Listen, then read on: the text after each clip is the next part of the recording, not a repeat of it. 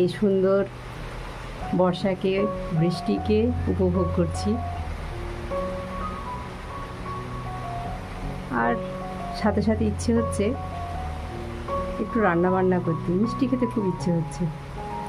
আমার একটা রেসিপির কথা মনে পড়ছে, হাতের কাছে সে জিনিসগুলো বা উপকরণগুলোও রয়েছে, তাই ভাবছি বৃষ্টির সাথে সাথে মিষ্টিটাকে উপভোগ করব বলে শুরু করে দিই। চলুন আপনারাও সাথে সঙ্গী হন, আমার সঙ্গে সঙ্গে আপনারাও একটু শিখে নেবেন, আপনাদের বৃষ্টির দিনে এই মিষ্টিটা উপভোগ করবেন। ফ্রাই প্যান আমি চাপিয়ে দিয়েছি গ্যাসের মধ্যে, বেশ গরম হয়ে গেছে। আমি এবার 1 কাপ মতো তিল নিয়েছি। এবার এটা আমি একটু ভালো করে ভেজে নেব।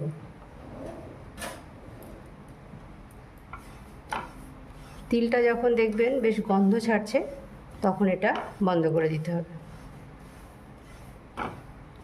আস্তে আস্তে নাড়তে হবে। গ্যাসের ফ্লেম কিন্তু বেশি হাই ফ্লেমে রাখবেন না, আস্তে আস্তেই করতে হবে এটা।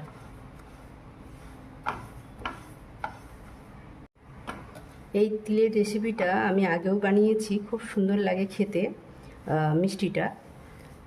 আপনারা অবশ্যই ঘরে এটা বানাবেন, দেখবেন বেশ ভালো লাগে খেতে।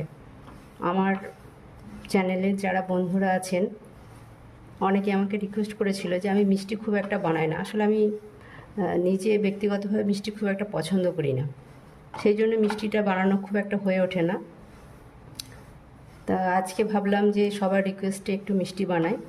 মিষ্টিটা আমি একটু গুড় চিনি দু রকম মিক্স করেই করব, আপনারা পুরো চিনিরও করতে পারেন। ভাবলাম বৃষ্টি হচ্ছে, একটু মিষ্টি খেতে ইচ্ছে হচ্ছে, তাই জন্য মিষ্টিটা করতে বসলাম। অনেক দিন পরে ইচ্ছে হলো একটু মিষ্টি খাওয়ার, তাই ভাবলাম মিষ্টিটা করি। এবং আমার যে বন্ধুরা আছেন যারা মিষ্টি খেতে খুব পছন্দ করেন, এটা তাদের জন্যই। বেশ ঘরোয়া পদ্ধতিতে, খুব বেশি পরিশ্রমও লাগে না বা খুব বেশি। তিলটা বেশ ভাজা হয়ে গেছে, আমি এবার এটাকে নামিয়ে নেব। গ্যাসের ফ্লেম বন্ধ করে দিলাম এবং এটাকে বেশি যাতে না ভাজা হয় সেটা দেখতে হবে। যখন একটা সুন্দর গন্ধ উঠবে তখনই বুঝে নিতে হবে যে এটা হয়ে গেছে। এটা কিন্তু একদম পুরো ব্রাউন করব না। দেখুন কালারটা একটু চেঞ্জ হয়েছে, খুব কালার চেঞ্জ হয়নি, একটু চেঞ্জ হয়েছে। আমি এটাকে একটা প্লেটের মধ্যে বের করে নেব, যাতে এটা বেশি না আবার ভাজা হয়ে যায়। আস্তে আস্তে এটা ঠান্ডা হয়ে যায়, তারপর একটু নেড়ে চেড়ে নিচ্ছি। পুরো যখন স্বাভাবিক একদম পুরো হাত দিতে পারবো, তখন আমি এটাকে পিষে নেব। তিলটা বেশ ঠান্ডা হয়ে গেছে, এবার আমি এটা মিক্সি জারে পিষে নেব। নিয়ে এটাতে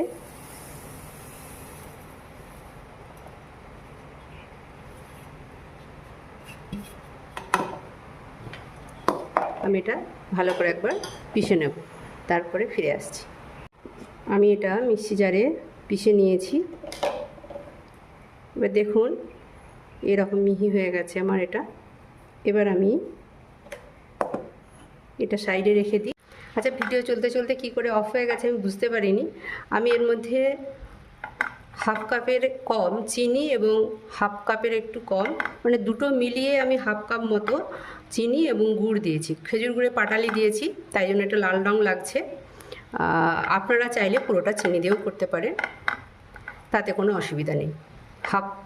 1 কাপ তিল নিলে 1/2 কাপ চিনি দেবেন, তাতে সামান্য একটু জল দেবেন, দিয়ে এটা ফুটতে দিতে হবে। ফুটতেটা কতটা দেওয়া হবে, এই যখন এরকম তার হতে শুরু করেছে, একটু দেখতে পাচ্ছেন একটু চিটচিটে এসে গেছে, এরকম অবস্থায় আমাদের কি করতে হবে, তিলটা এবার এর মধ্যে আমি দিয়ে দেবো। এর মধ্যে আমি এবার তিলটা দিয়ে দেবো।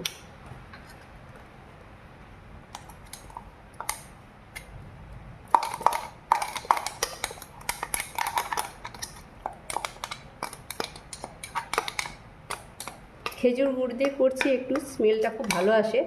আর আপনাদের যদি না থাকে কোনো চিন্তার কিছু নেই, চিনি দিয়েই করবেন, একটু এলাচের গুঁড়ো দিয়ে দেবেন, ব্যাস, তাহলে আর কোনো চিন্তাই নেই, বেশ সুন্দর লাগবে তাতেও।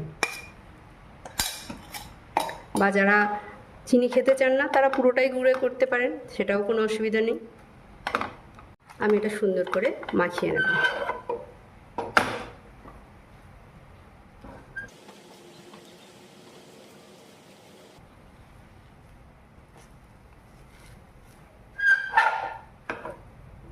আচ্ছা, এরই সাথে আমি 1/4 কাপ পাউডার দুধ এতে দিয়ে দিলাম। এবার এটাও আস্তে আস্তে আমি মাখাতে থাকবো।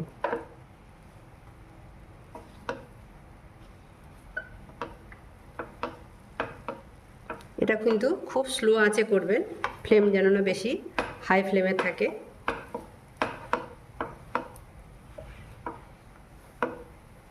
ননস্টিকের প্যান হলে ভালো, তবে এমনিতেও খুব একটা অসুবিধা হয় না। আমি ননস্টিকেরই নিয়েছি, আপনারা যদি ননস্টিকের নাও থাকে তাতেও কোনো অসুবিধা নেই।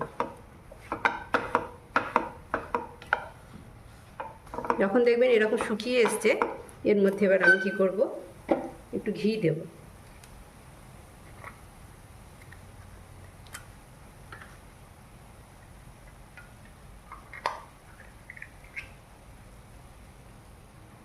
এক চামচ মতো আমি ঘি দিলাম।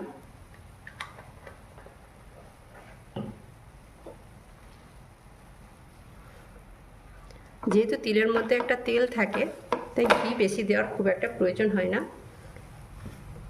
শুধু সেন্টটা সুন্দর আসার জন্য আমি একটু ঘি দিলাম। ঘি কিন্তু দেবেন অবশ্যই, বেশি না, ওই এক চামচ মতো দিলেই হবে। যে পরিমাণটা আমি দেখিয়েছি 1 কাপ তিল অনুসারে এইভাবেই করবেন, দেখবেন একদম পারফেক্ট আমাদের তিলের বরফি রেডি হবে। আমি গ্যাসটা বন্ধ করে দিলাম। এবার আস্তে আস্তে এটা এই গরমেই আমি নাড়তে থাকবো। একটা প্লেট নিয়েছি, প্লেটের মধ্যে আমি সামান্য ঘি মাখিয়ে নিয়েছি। এবার আমি কি করব, প্যান থেকে আমি এই তিলের মণ্ডটা তুলেতে দিয়ে দিলাম এবং আস্তে আস্তে এটাকে আমি পুরো সেট করে দেবো। সেট করার পরে আমি এর উপর থেকে একটু ডেকোরেশনের জন্য কাজু আর কিশমিশ এতে ছড়িয়ে দেব, দেখতে বেশ ভালো লাগবে। এটাতে একটু চেপে চেপে দেবো যাতে এগুলো আটকে যায়।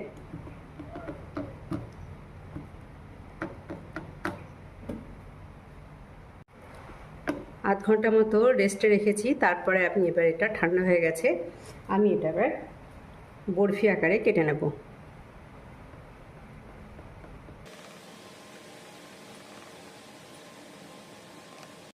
দেখুন বন্ধুরা, বাইরে কিন্তু বৃষ্টি এখনও চলছে, এদিকে আমার কিন্তু বরফি রেডি। অবশ্যই এটা ট্রাই করবেন, দারুণ লাগে খেতে। এই বৃষ্টিতে বসে বসে মিষ্টির আমেজ নিন। অবশ্যই কমেন্টে লিখবেন আপনাদের কেমন লাগলো এই ভিডিওটা। রেসিপিটা অবশ্যই ট্রাই করবেন এবং বন্ধুদের সাথে শেয়ার করবেন, কমেন্টে জানাবেন। ভালো থাকবেন, এরকম বর্ষায় মিষ্টি তেলে ভাজা সব কিছু উপভোগ করুন। সুস্থ থাকুন, ভালো থাকুন, নমস্কার।